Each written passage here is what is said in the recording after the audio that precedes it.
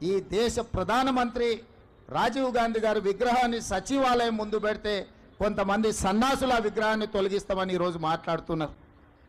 అధికారం పోయినా బలుపు మాత్రం తగ్గలేదు.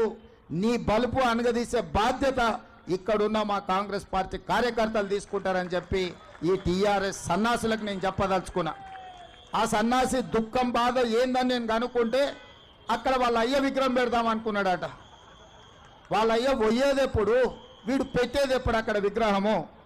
ఈ దేశానికి స్వతంత్రం తెచ్చిన కుటుంబము, ఈ దేశం కోసం 2 తరాలు ప్రాణాలు ఇచ్చిన కుటుంబము, ఈ తెలంగాణ రాష్ట్రాన్ని ఏర్పాటు చేసిన కుటుంబము సచివాలయం ముందు కోట్లాది ప్రజలకు స్ఫూర్తిగా అమరవీరుల స్తూపం పక్కన ఈ దేశం కోసం అమరుడైన శ్రీ రాజీవ్ గాంధీ గారి విగ్రహం పెట్టడం సముచితం.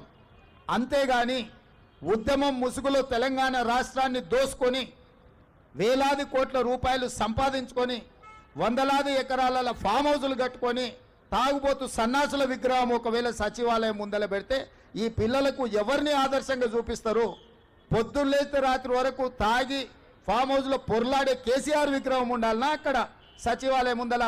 లేకపోతే దేశం కోసం ప్రాణత్యాగం చేసిన రాజీవ్ గాంధీ విగ్రహం ఉండాలన్నా? తెలంగాణ సమాజం ఆలోచన చేయాలి.